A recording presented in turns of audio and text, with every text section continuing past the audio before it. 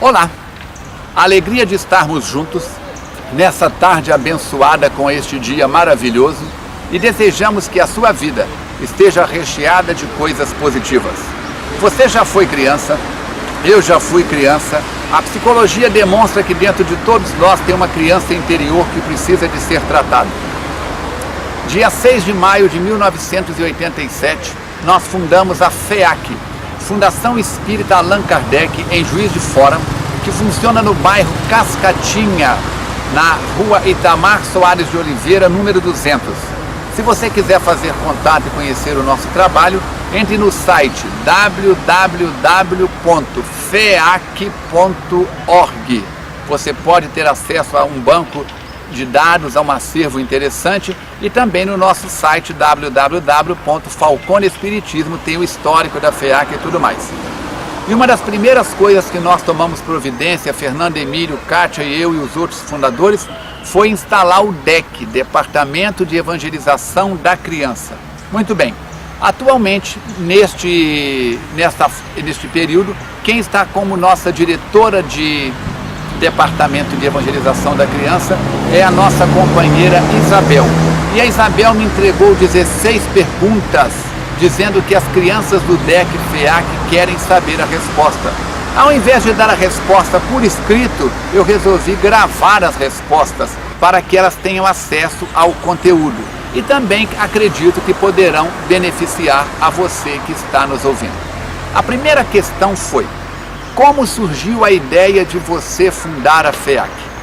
A ideia de fundar a FEAC foi, eu desejo falar para as crianças e adultos da FEAC, uma necessidade. Nós frequentávamos à época uma outra instituição onde houveram algumas divergências administrativas. E a presidente dessa instituição nos aconselhou: por que vocês não fundam uma instituição com o potencial que vocês têm? Levamos a ideia para avaliação do nosso grupo, do grupo de companheiros que trabalhavam conosco, e resolvemos fundar nessa data, dia 6 de maio de 1987, a FEAC. Por que FEAC? Porque já era um trabalho que Kátia e eu fazíamos. Nós frequentávamos regularmente a casa de Chico Xavier em Uberaba, o grupo da prece, o Centro Espírita Eurípides Barçanufo, do nosso compadre Langerton Neves Cunha, e lá conhecemos Oswaldo Cordeiro, da cidade de Mirassol. Oswaldo distribuía mensagens impressas.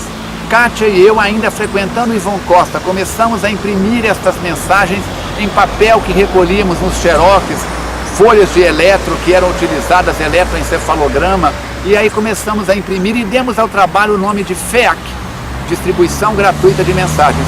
Quando fomos fundar, utilizamos este nome.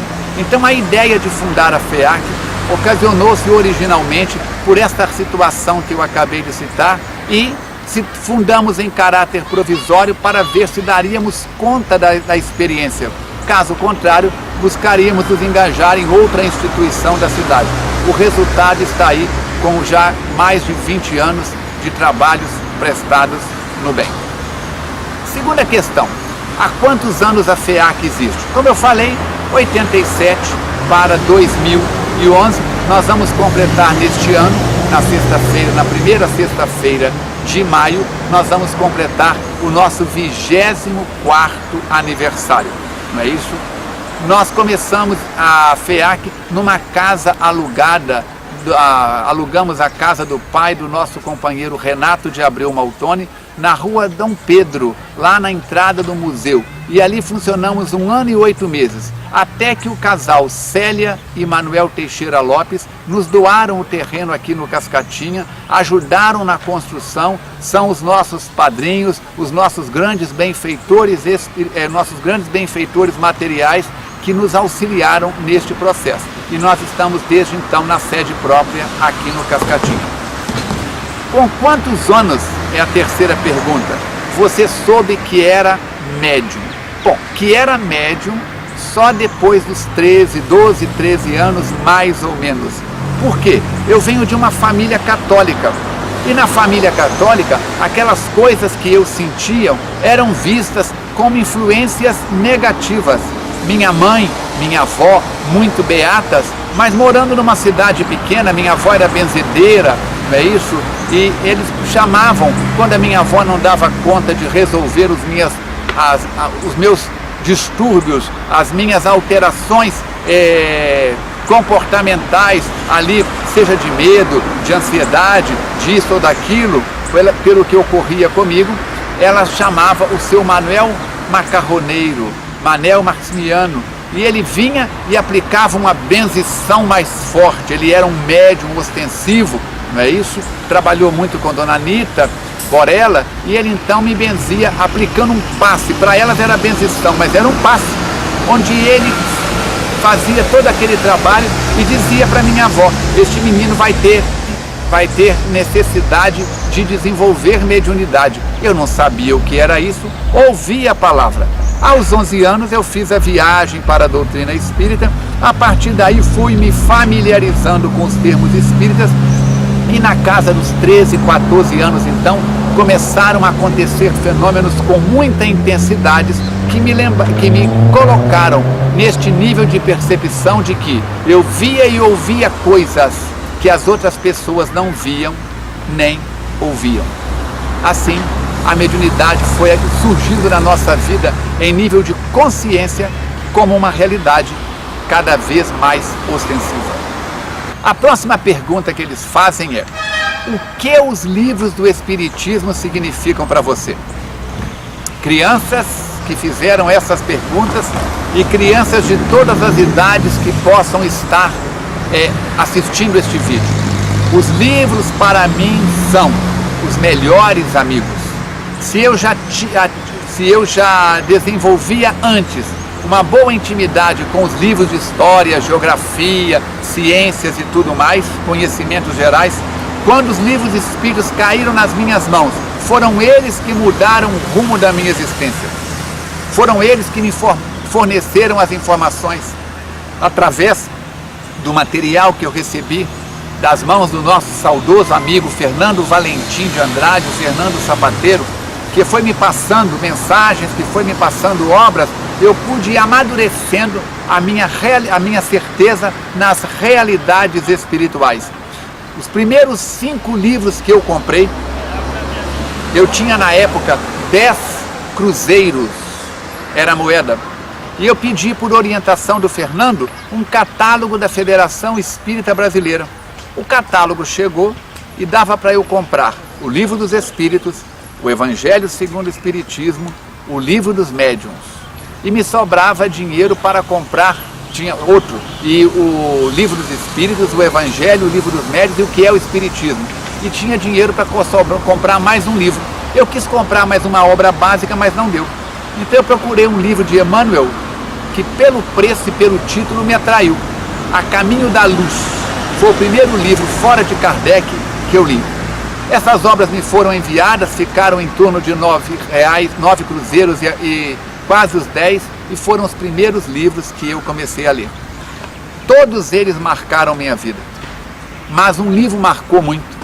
Quando, na casa dos 16, 17 anos, trombando com os espíritos naquele processo todo, a mediunidade a todo vapor, caiu nas minhas mãos um livro da nossa tia Ivone do Amaral Pereira. Eu a chamo de tia carinhosamente, pelo carinho e o respeito que tenho por ela, que se chama Recordações da Mediunidade, e logo depois outro, Devassando o Invisível.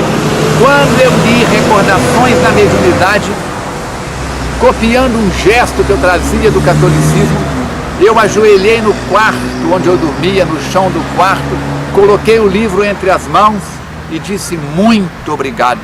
Porque enquanto os colegas e muita gente dizia que eu era louco por tudo aquilo que acontecia comigo, eu fui ver que se aquilo era loucura, tinha gente muito mais louco do que eu, porque a mediunidade de Ivone do Amaral Pereira é muitas vezes mais ostensiva do que a nossa.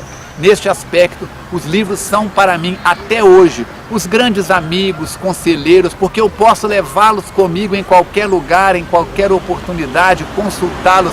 E hoje, com a exuberância da internet, nós temos aí centenas de livros que já foram escaneados, podemos até durante as viagens consultá-los e colocá-los no nosso trabalho.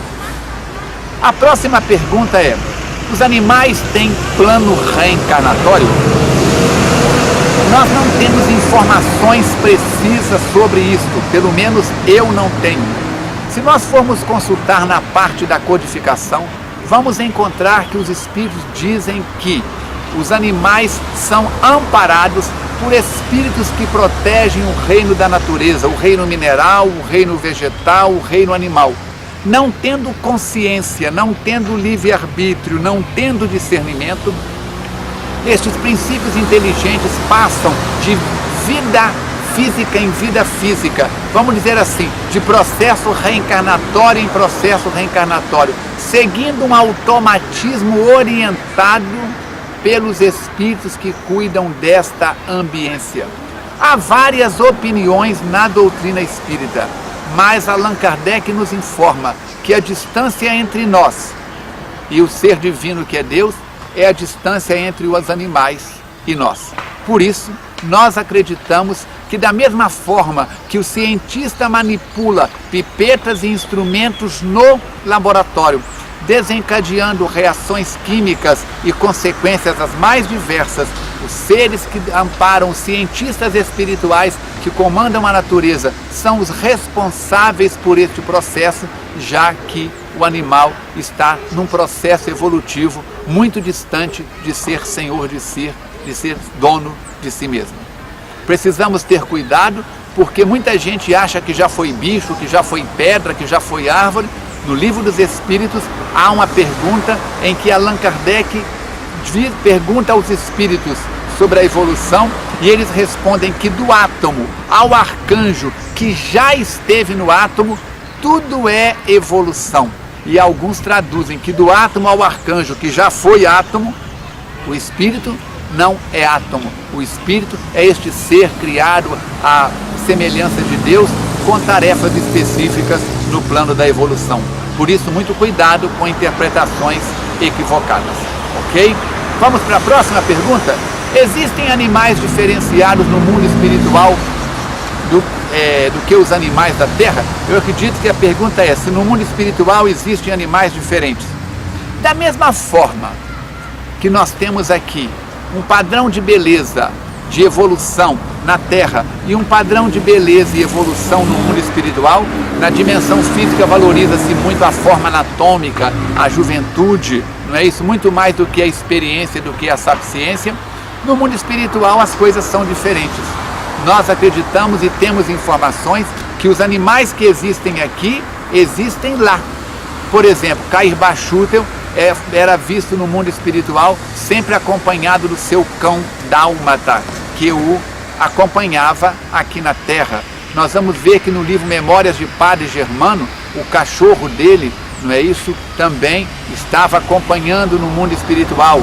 Na obra Nosso Lar, nós vamos lembrar que André Luiz faz referência às carroças puxadas por muares que estão chegando das regiões do umbral, as ibis voadoras que estão ali, aquelas aves que são comuns às margens do rio Nilo, comendo as formas, pensamentos inferiores, os cães que vêm ladrando à frente. Mateus Fraga tinha na fazenda Paraopeba um monte de cachorros que tomavam conta da fazenda. E é muito comum vê-los chegando a FEAC pelos recursos da vidência, não é isso? Acompanhado de vários desses cães, sempre muito grandes, que estão por perto, sempre rodeando. Ele está fala alguma coisa, os animais se posicionam. É muito interessante. Por isso acreditamos que os animais no mundo espiritual são animais do mesmo padrão dos animais da Terra.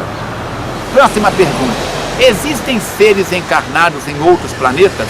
Vamos lembrar os pontos básicos da doutrina espírita: a crença em Deus, a crença na alma e na imortalidade da alma, a crença na pluralidade dos mundos habitados, a crença na pluralidade das existências, que é a reencarnação, e a comunicabilidade dos espíritos ou mediunidade. Assim Jesus diz: em verdade eu vos digo que há muitas moradas na casa de meu Pai. Astronomicamente, acreditar que a Terra, que segue um Sol de quinta grandeza, é o único planeta habitado no universo, que tudo o resto que está aí é só para enfeitar a noite dos namorados, que hoje nem olham mais para o céu, tem coisas mais urgentes para cuidar, não é isso? É muita pretensão. Sim, existem seres em outros planetas. A Terra é um mundo de provas e expiações, neste momento de transição para planeta de regeneração. Não somos, nunca fomos e nem seremos o único planeta habitado do universo. Isso seria colocar Deus como muito pequeno. Próxima pergunta. Existe vida em Marte? Como é o lar dos espíritos? A informação que nós temos, como já acabamos de falar, é que existem vidas em outros planetas. E a vida no planeta Marte vem suscitando uma série de perguntas dos mais diversos segmentos, não só do espiritismo, como também de outros segmentos de doutrinas espiritualistas. As informações que nós temos pela NASA é que o planeta Marte não oferece condições adequadas, pelo menos as regiões que foram visitadas, que são pesquisadas, para a vida como nós a entendemos aqui na Terra, para em corpos com anatomia semelhante ao nosso.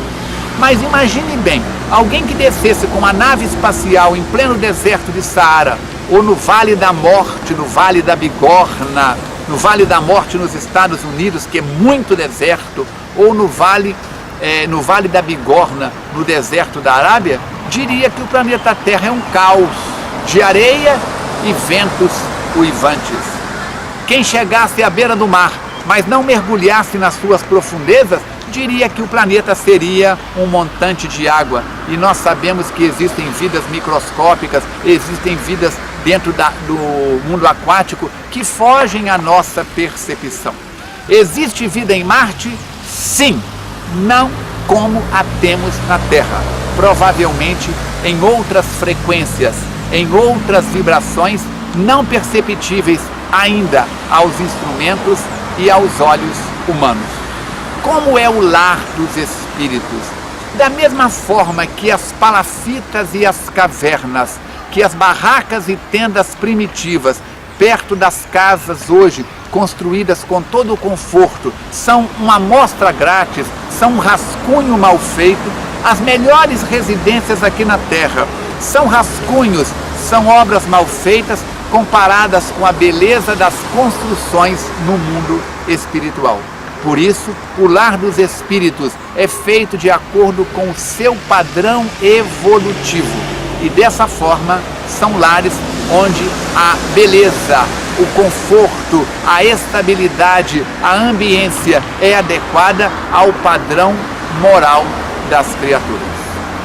Muito bem, respondemos a 8 das questões que foram colocadas pelas crianças, pelos jovens do DEC, Departamento de Evangelização da Criança. Vamos fechar aqui este vídeo para que a edição possa trabalhar nele e será anunciado a parte 2 deste trabalho para que possamos completar as respostas dadas aos nossos jovens.